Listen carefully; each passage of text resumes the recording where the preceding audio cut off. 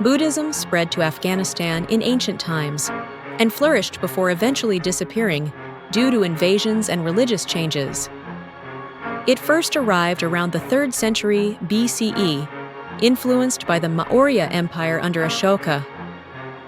Over centuries, Afghanistan became a key Buddhist center, with Gandhara art blending Greek and Buddhist styles, and major monasteries like Navavihara in Balkh.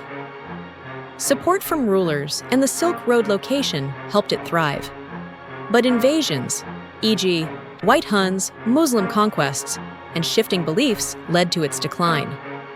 By the 13th century CE, Buddhism had nearly vanished, with much of its heritage destroyed. This article explores its rise, growth, patronage, and eventual destruction, including the 2001 Bamiyan Buddha tragedy.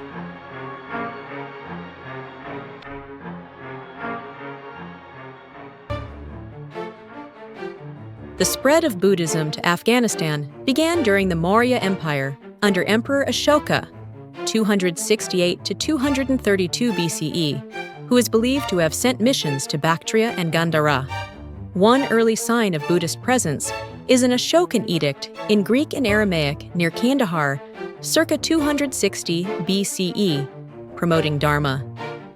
From the 3rd century BCE, Gandhara, including parts of eastern Afghanistan, became a major hub of Buddhist activity. Tradition holds that Bactrian merchants, Tapasu and Bahalika, became early disciples and enshrined Buddha's hair relics in Balkh. Later, the Greco-Bactrian and Indo-Greek kingdoms, known for religious tolerance, fostered Buddhist growth. King Menander the Smyrn's, a famed patron, is featured in the Milinda Panha, a key Buddhist text. Records also note Greek monk Mahadharmaraksita leading 30,000 monks from near Kabul to Sri Lanka in the 2nd century BCE, showing Afghanistan's early role in global Buddhist networks.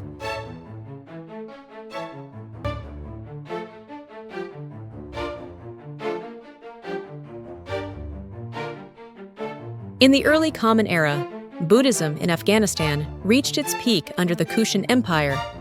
King Kanishka, 2nd century CE, was a major patron, helping spread Buddhism deep into Central Asia and China. During this time, Gandhara art flourished, combining Greco-Roman elements with Indian Buddhist imagery. Buddha statues in this style showed features like Apollo and Roman robes, supported by Silk Road wealth and cultural exchange. Afghanistan's strategic location helped Buddhism thrive and merge with local traditions. Rulers like Ashoka, Kanishka, Indo-Parthians, and Indo-Sakas supported viharas, including Navavihara in Balkh, a renowned monastery that drew monks from afar and influenced the Barmak family of the Abbasid Caliphate. In the east, dynasties like the Turk Shahis and even the White Huns supported Buddhism. Chinese monk Faxian noted the presence of Hinayana schools during his 5th century visit.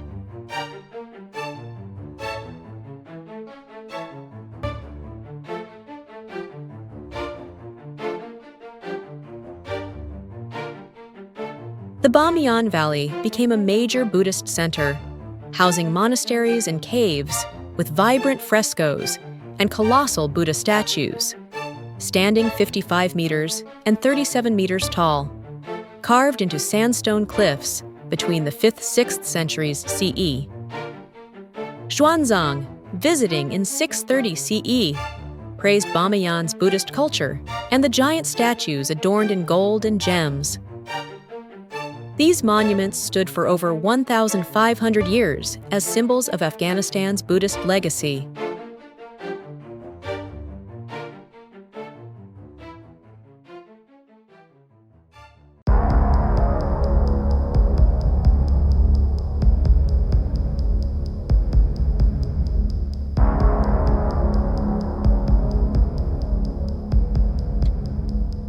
By the mid-1st millennium CE, Buddhism in Afghanistan began to decline. The White Huns invaded in the 5th century, initially hostile but later supportive of Buddhism, though King Mihirakula, 515 CE, launched severe persecution, destroying monasteries and killing monks across Gandhara and Kashmir.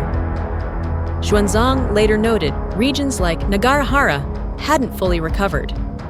Meanwhile, the Sasanian Empire weakened Buddhism in western Afghanistan by promoting Zoroastrianism. However, Buddhism persisted in the east, supported by dynasties in Kapsa, Kabul, and Bamiyan.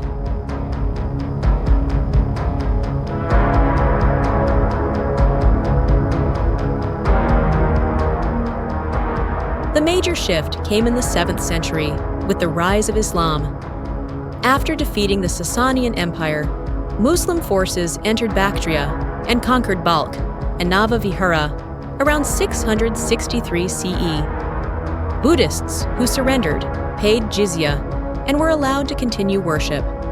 Yi Jing, visiting in the 600s and 80s, found Nava Vihara still active. Over time, however, Buddhist communities dwindled due to conversion, migration, or isolation. Rebellions like that in Balkh, 715 CE, triggered repression, and many monks fled eastward. By the 9th century, the Hindu Shahi replaced the Turk Shahi in Kabul, reducing Buddhist patronage. Islamic dynasties like the Saffarids and Ghaznavids hastened Islamization. By the time of Mahmud of Ghazni, 1001 to 1020 CE, Buddhism was nearly extinct, though the Bamiyan statues still stood. By the 12th century, Buddhism had almost completely disappeared from Afghanistan.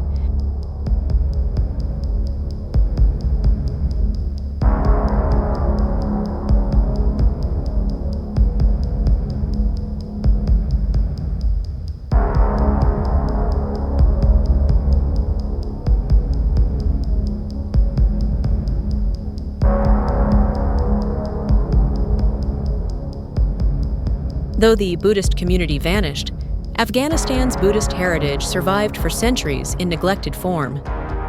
Remote sites like the Bamiyan Buddha statues remained standing, though partially damaged by iconoclasts. In 1221 CE, Genghis Khan destroyed Bamiyan in retaliation for his grandson's death, but the statues survived. Ironically, the Mongol invasions that devastated cities and monasteries, like Neva Vihara, marked the final blow to Buddhism in the region. By the 13th to 14th centuries, Buddhism had effectively disappeared from Afghanistan, leaving behind only archaeological traces. The Bamiyan Buddhas, carved in the 6th century CE with Greco-Buddhist influence, stood for over 1,500 years as symbols of this lost spiritual legacy.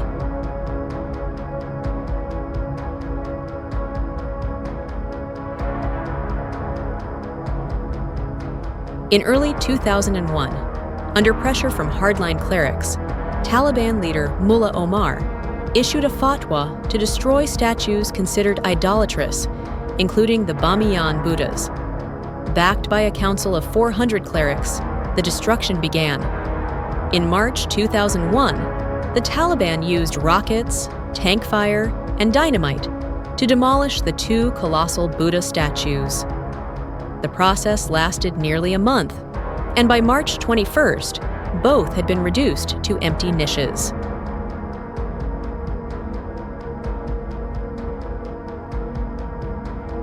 The act sparked global outrage. Buddhist nations and even Muslim allies of the Taliban condemned it. UNESCO called it a crime against culture. The 2001 destruction marked the tragic end of Afghanistan's Buddhist legacy, erasing its last monumental symbol.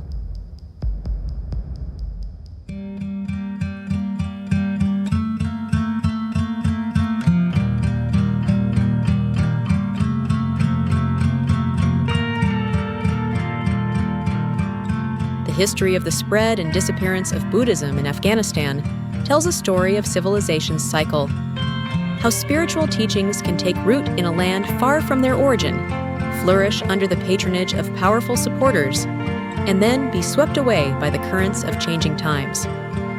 For almost 1,000 years, Afghanistan served as a bridge between India, Central Asia, and the Hellenistic world in the dissemination of Buddhism. Its traces include the Grand Gandhara art and archaeological remains in the form of monasteries and monumental statues. However, historical factors such as invasions, dynastic changes, and mass conversions to other religions led to its gradual decline. The destruction of the Bamiyan Buddhist statues in the early 21st century warns us how vulnerable historical and cultural heritage is to conflict and intolerance. Although much of its physical heritage has vanished, understanding the history of Buddhism in Afghanistan reminds the world of a period of tolerance and diversity that once characterized the region, as well as the importance of protecting cultural sites as a legacy of humanity.